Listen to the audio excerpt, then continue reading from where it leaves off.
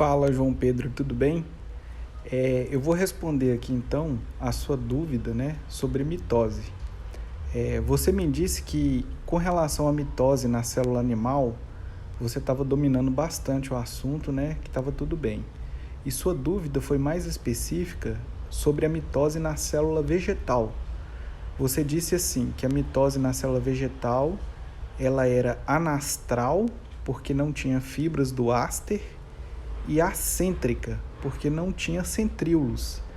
Mas você disse que viu em alguns livros, né, e até alguns professores comentaram, que, na verdade, esses centríolos seriam atraídos para a parede celular da célula vegetal por meio de atração eletrostática. E você disse também que leu que, em alguns casos, né, parece que há relato de que a formação das fibras do fuso seriam formadas pelo próprio centrosoma, né? Então, será que é isso mesmo? Então, eu vou primeiro descrever para você aí, fazer um rápido resumão da mitose, né? Em seguida, eu vou responder sua dúvida e, no final, o objetivo principal é fazer você ter mais dúvidas, porque se você tiver mais dúvidas, aí talvez você tenha entendido a matéria direito, tá certo? Então, o objetivo aqui é fazer você ter mais dúvidas. Vamos lá. Então, eu vou contar uma breve história da mitose para você. Primeiro, é como diz aquele filósofo, né? O Wittgenstein.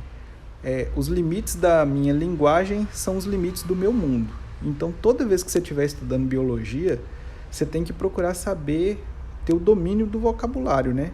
Então, da onde que vem o nome mitose, né? A palavra mitose vem do grego, né? O prefixo mitos, ele significa fio, né? Filamento. Então, e o sufixo ose, ele significa aumento da atividade ou aumento do número, né? Então, por exemplo, o termo leucocitose. Leuco significa branco, cito significa célula, e ose, aumento do número ou da atividade. Dessa forma, leucocitose significa aumento do número de glóbulos brancos no sangue. Outro termo, por exemplo, eritrocitose. Eritro significa vermelho, cito significa célula, e ose, aumento do número ou da atividade. Então, eritrocitose significa aumento do número de glóbulos vermelhos no sangue, tá certo? Então, mitose é um processo em que ocorre aumento da atividade e do número de fios na célula, né? Esses fios são os protagonistas nesse processo, que o conceito é um processo de divisão celular em que uma célula pré-existente origina duas células de mesma composição genética, com o mesmo número e tipos de cromossomos. Então, resumidamente, é um processo em que uma célula mãe, né, origina duas células filhas com a mesma característica genética, ou seja, com o mesmo número e tipos de cromossomos. Tá certo? Antes de descrever o processo, é importante você dominar alguns termos. Por exemplo, aí, cromatina, cromossomo, genoma, DNA, nucleossomo, cromátide, cariótipo, cromossomos homólogos, genes. Se tudo isso aí é DNA, né? Tudo é DNA. Por que não chama só DNA, né? Porque tem essas especificações. Então, antes de você saber, no capítulo de mitose, né? Esses termos são usados constantemente. Então, você tem que dominar esses termos para entender direito o processo mitótico, tá certo? E muitas vezes a gente acha que tem o domínio desses termos, mas a gente tem falhas neles. Então, é só para você ver se você sabe realmente. Vamos definir cada termo antes de descrever o processo. Então, aqui nessa figura, né, está representada aí uma molécula de DNA, né, com a sua dupla hélice, né? Quando essa molécula de DNA, você deve ter estudado aí no capítulo de núcleo, né, que o DNA é um polímero de nucleotídeos, tá certo?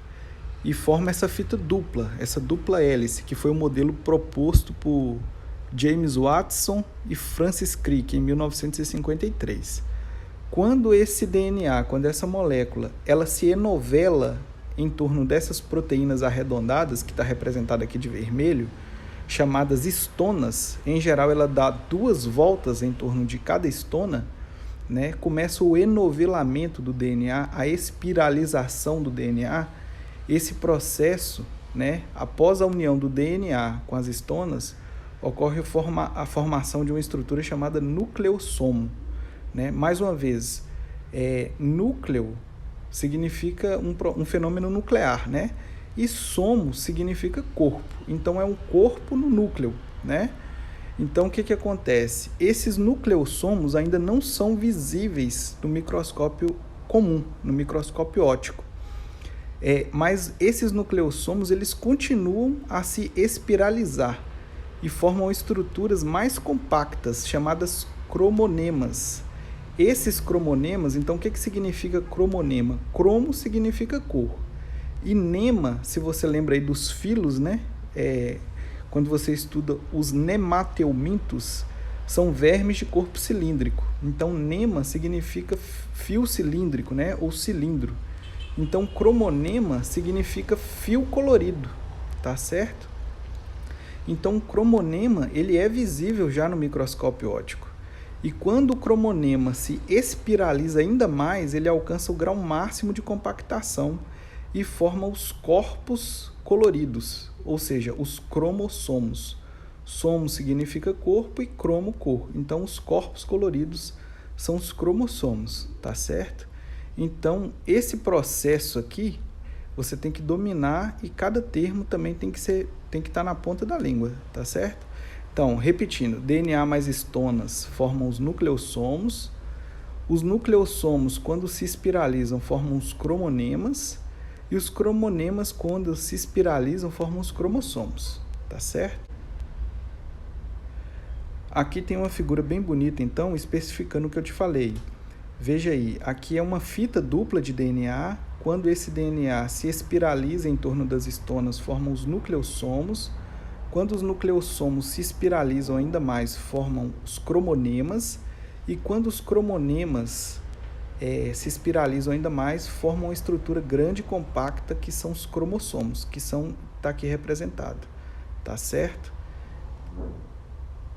Aqui é uma figura só para mostrar para você que no centro do cromossomo, essa região central aqui do cromossomo, que se chama centrômero, existe uma proteína chamada cinetócoro, tá? Essa proteína cinetócoro é onde se ligam as fibras do fuso. Existem fibras do fuso que se ligam aqui nessa região, são chamadas fibras cinetocóricas, e fibras que se ligam de um centrosoma a outro. Então, essas fibras são chamadas contínuas. Então, tem 2 tipos de fibras do fuso. Tem as fibras cinetocóricas, que são essas que se ligam nessas proteínas, e tem as fibras do fuso, né? As fibras contínuas, que não se ligam no cinetócoro. Então, elas são fibras contínuas, tá certo? Aqui é só para você ter noção do tamanho, do grau de compactação do DNA. Se você pudesse colocar o DNA de forma enfileirado de um lote de cromossomos haploide de uma célula humana, ele daria mais ou menos 1 metro. Ou seja, 23 cromossomos humanos, né? Se você pudesse enfileirar esse DNA, daria cerca de 1 metro. Como cada célula tem 46 cromossomos, então teríamos aproximadamente 2 metros de cromossomo por célula. 2 metros de DNA por célula. Se você pegasse os 100 trilhões de células que formam um corpo humano, seria uma distância maior do que a distância da Terra até o Sol. Então, é uma quantidade muito grande. Então, isso aí é para demonstrar o alto grau de compactação do DNA. Isso só é possível devido ao alto grau de espiralização e também devido à supertorção da molécula do DNA. Essa figura aí mostra um vírus, né? Aqui está a capa viral no centro, vista do microscópio eletrônico. E todo esse material que você está vendo aí em torno do vírus corresponde ao DNA, depois que ocorreu a fragmentação dessa cápsula de vírus, tá certo? Veja como é grande a dimensão do DNA em comparação à cápsula viral. Então, julga essa afirmativa aí, para a gente continuar definindo aqueles termos.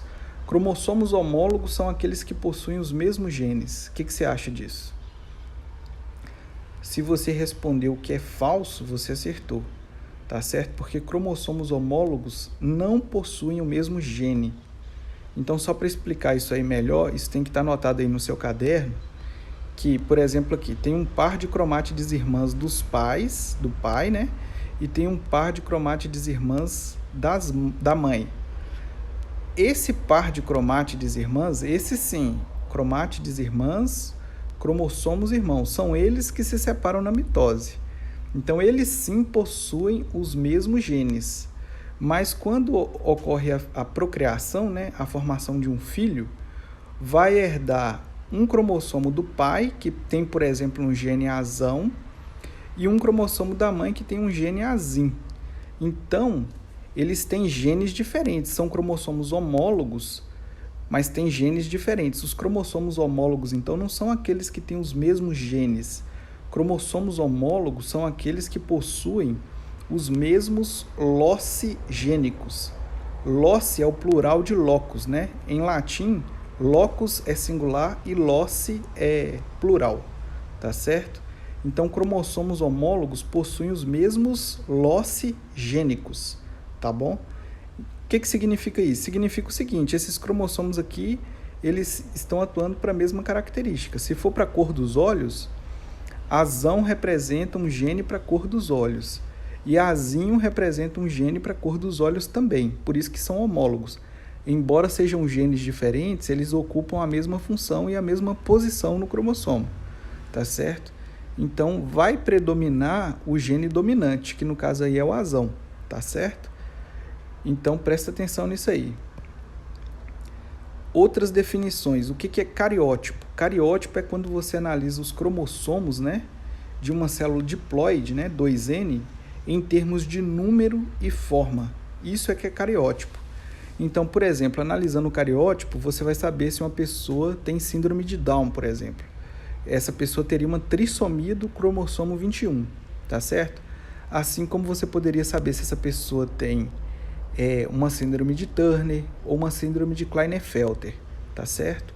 É assim, analisando o cariótipo, que analisa os cromossomos em termos de número e forma. Genoma é o conjunto de cromossomos de uma célula haploide, ou seja, uma célula do nosso corpo, a maioria delas, né, excetuando-se os gametas, tem 2 grupos de genoma, tem 2 genomas, né, por assim dizer. Cada célula do nosso corpo tem 2 genomas, porque genoma é o conjunto de cromossomos de uma célula haploide. Cada espermatozoide, cada óvulo tem um genoma. Então, o ser resultante da união de um óvulo com um espermatozoide terá 2 genomas, tá certo? Um genoma proveniente do seu pai e um genoma proveniente da sua mãe, tá certo? Outra coisa importante é o seguinte, o que são cromossomos autossômicos? São aqueles que não determinam fatores sexuais. E os cromossomos sexuais são aqueles que determinam o sexo, tá certo? Então, no homem, existem os cromossomos sexuais XY, que não são homólogos.